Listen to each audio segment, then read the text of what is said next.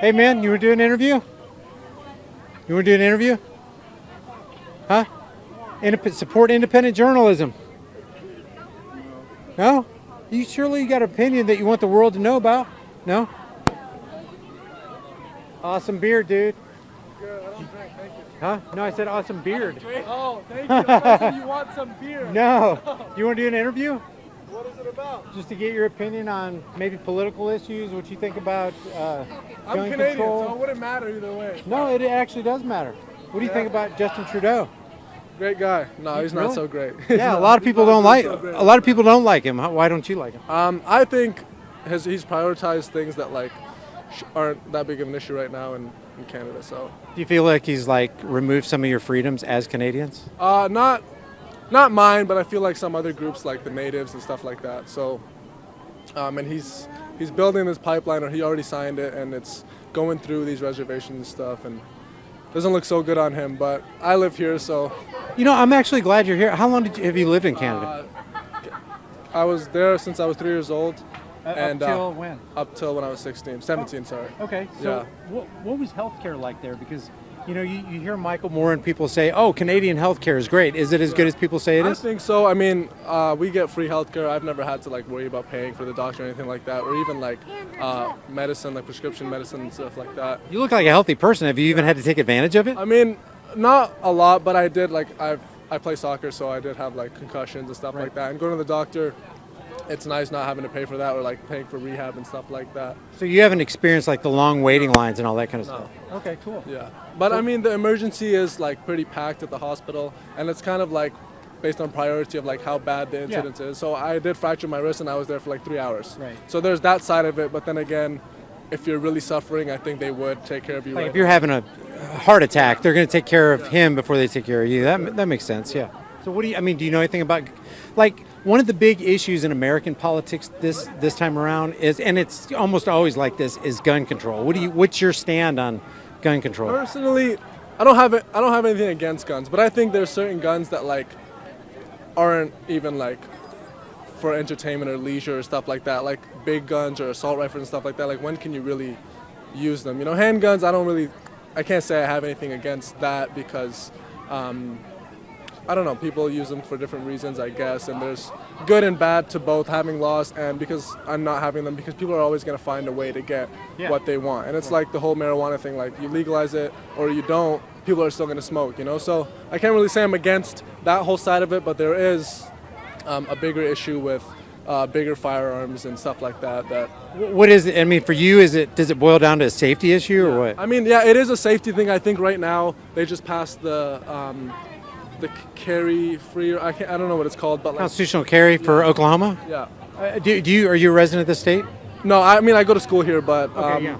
I'm actually a political science major, so like they talk about it in my classes. Oh wow! And it's You're the right person to talk. He is the right person to talk to.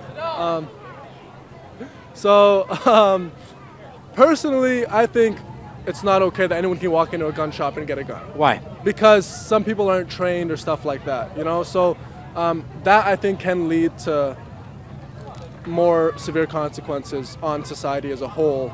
But what are you asking government to do to make that not available to anybody? People who need firearms, or people who have training for it, or stuff like that, or having a license or something like that. I don't think it's okay that anyone can just carry a firearm. I think if you did have a license, then you do probably have a reason for it. Who should stop that person from buying the gun that they want to buy?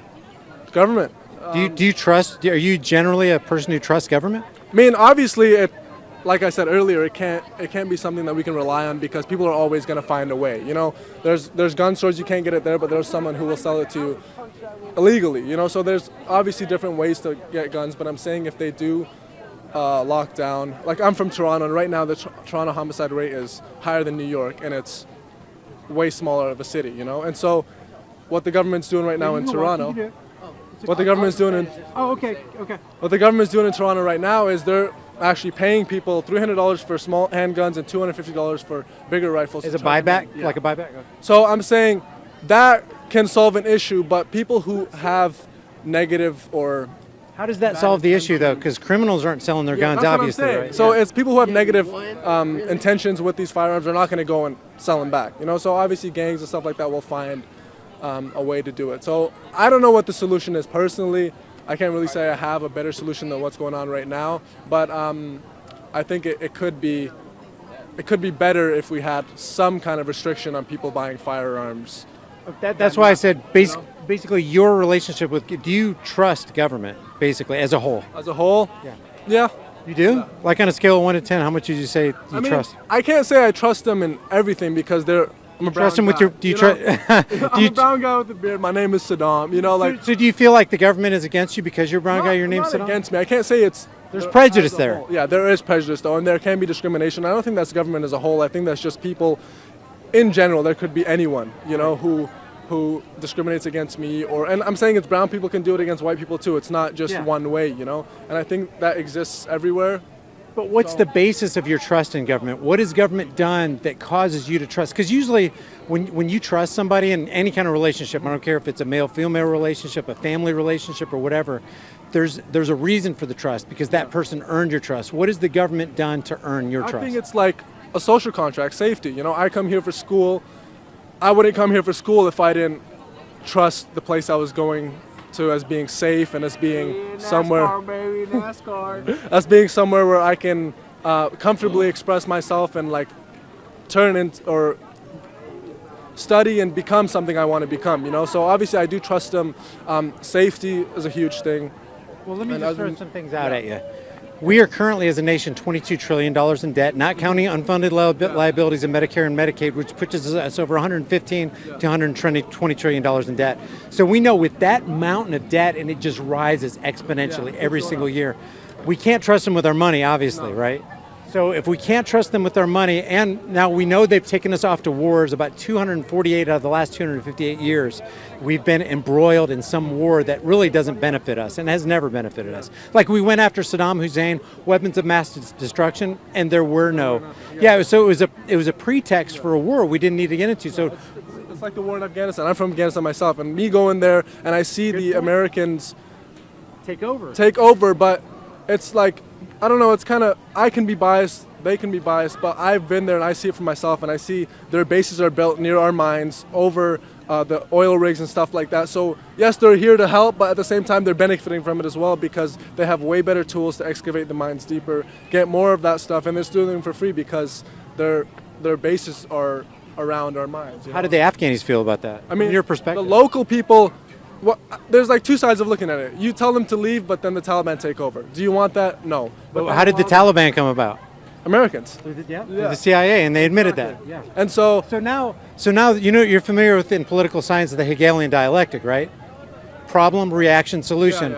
A government, it's usually a government entity, creates a problem, they wait for the society's fear-based reaction, and then they step in to provide a pre-planned solution. So when you're talking about Afghanistan, you're talking about the CIA created Al-Qaeda.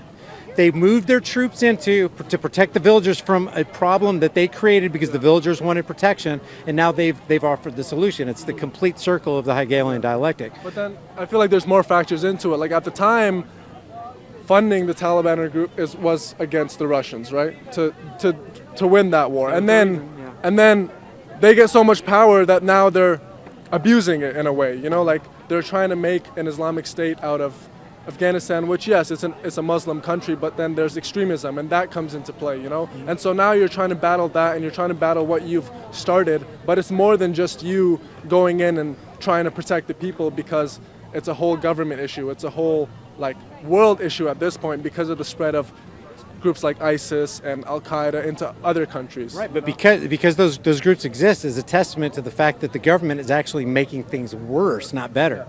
So now we've talked about debt, we've talked about the military-industrial complex and the embroilment in war. Where's the trust that how is your trust? I'm gonna come. Why just based on those three things, and there's way more that we could talk about. A lot. You're right. What is causing you to trust government? I think the lifestyle here. I think that's what it is. Because yeah, but isn't that just as a result of the free market and the government tries to take over and co-opt that and take credit for it?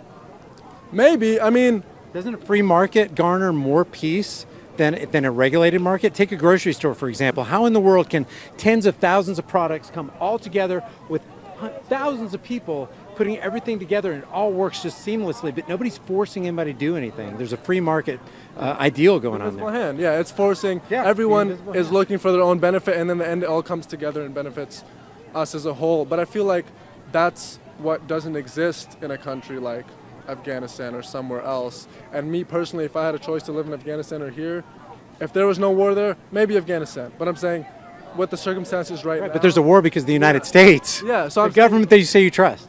Yeah, with the current, I'm not saying I'm for the American government. No, but you're saying you trust them, and I'm just trying to find what is the kernel, what's the element that causes you to do that, since we haven't think found it's- one yet. Yeah, I think it's because of the people here and how safe. I mean, I feel like how good their lives are here. As much as people complain about, You attribute that to government?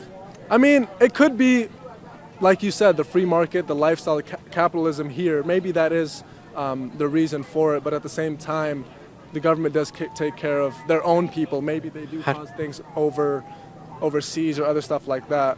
Can the government give anything to anybody that they haven't first stolen from someone else? And you can call it the euphemism taxation, but it's still a person taking something that doesn't belong to them to give to somebody else.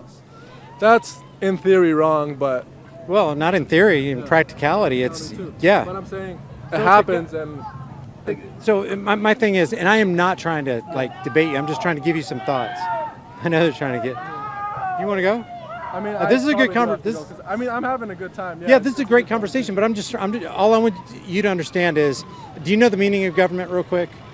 The literal etymological meaning of government? It comes from two words. The Latin word governo, which means to govern or control, and mentis, which means mind. It literally means to control the mind. Government is all about control. So it's the initiation of unjust force on peaceful people who haven't done anything wrong. And the outgrowth of that is extortion, called taxation, which is fundamentally immoral. If I took the money out of your pocket and I gave you back 90% and I kept 10% for myself, you wouldn't feel too fondly of me. That's what government is doing to us. Yeah, you're right. And I feel like there's more to it. I feel like it is kind of like a social contract where I'm giving you, or I'm allowing you to have power over me, but you're giving me safety and you're giving me protection of me, myself, how do they my properties, my family, stuff like that. You know, but stuff that I can't protect all at the same time. Well, you could. How are you protected if 98% of the time the police get there after the fact? They're there to take the report and take the pictures of the dead bodies. They can never. When seconds count, police are minutes away. By that time, it's But too I'm late. saying, what if? Okay, let's put it like this. What if the police didn't come? What if there was no such thing as police? Then And the criminals knew that, you know what, I can kill this guy and I can stay after, and people will come and I'll kill them too. It'd be and safer- Nobody will come to do it. Do you think that's safer? It'd be or is this safer? it'd be safer without police. Do you know why? Why? Because people would stop relying. Because when you get an entitled mentality and you're like, oh, the police will take care of it. Police will take care of it. I don't need to be armed. I need to tell my neighbors to be disarmed. An armed society is a polite society. If you didn't have a police force, then you would have people coming together going, okay, we got to protect our stuff and we got to band together. You'd have stronger communities and you'd have disciplined, like a militia type organization. But isn't that how it was, and now it's evolved to this, which is like, No, because I'm going to give you an example. 98% of all mass shootings take place in what? Government-sponsored gun-free zones. You know where it's safer? Where there's a ton of guns, like at gun shows. Never. Have you ever heard of a gun show getting held up? Why? There's tons of guns. But Why that's isn't what it I'm saying, happening? those people have a reason to have a gun, and their reason isn't. And criminals, people. yeah, and criminals don't hang out there. No. They don't. Criminals don't go to pawn shops, or at least they don't have criminal activity in pawn shops. This is proof that the government makes things worse. It makes things less safe, not more safe. Because where you have gun-free zones, that's where you have the crime. Why? Because criminals do not obey laws. Yeah, but I don't know. I feel like people naturally are selfish. People naturally, there's good and bad. You know, like if you take away religion, you take away morals, and you take away all that, and you go into a place where it's people are just fighting each other and trying to build something for themselves, I feel like there will be violence and there will be people who are good and bad. You know, there will be people who will come together and form a group in peace, and then there will be other people who are trying to kill people for their stuff. There'll always be that, So the I don't last thing think you it's. I don't. Is in that scenario then? Isn't the last thing you want to give those people government? Because government officials are the most corrupt people on the planet. Yeah. Nobody trusts politicians. Everybody knows politicians lie. Mm-hmm. Everybody knows politicians steal. If man does bad things and they can't be trusted with freedom, why would we give them government? It's a good question. I don't know. I feel like there's good and bad to both sides, and we'll never know what works better. But you know, you keep saying I feel like, facts don't care about your feelings, right? You're political science. I mean, I'm just trying to give you some food for thought. And I really appreciate the dialogue, by the way. I don't know. I think that until we examine a society that doesn't have a government and it's just a land of people governing on their own, and it's civil and it's perfectly free, and there's not that much negative or there's not that much bad activity going on, then we can say, you know what, our system doesn't work. But it's like democracy. It's not the best system, but it's not the best system, but it's the only system we think that works right now. What is democracy? Freedom of expression of all people in the society. That's how I see it. Obviously, that's not how it's going to be. Well, you know what democracy really is, though. Benjamin Franklin said democracy is two wolves and a lamb deciding on what to have for dinner. It's majority rule. It's the 51% telling the 49% what they want done. Do you think that's fair? What if we have proportional representation, which is like... Well, we're supposed to too, but we don't. That's what I'm saying. So obviously in America it probably is different. Yeah. And I probably have to go. I think they're waiting for us. Well, I really appreciate it, man. I really appreciate it. Thank you. It was civil. Can I find this anywhere? Yeah, highimpactflix.com. It should be up in the next couple of days. Guys, if you enjoy these videos, subscribe to the channel, hit the bell notification icon, give them a thumbs up, share them with everybody you know, and don't forget to subscribe to my private email list through my website, highimpactflix.com. I'll see you guys in the next heavily censored shadow ban video. If you guys enjoy these videos, be sure to subscribe to the channel, hit the bell notification icon, give it a thumbs up, and share it with everybody you know. Also, check out over 100 hard-hitting designs in the shirt store, and if you want to support more content, hit me up on Patreon or PayPal. All those links will be in the description and in the pinned comment. I'll see you guys in the next heavily censored shadow ban video.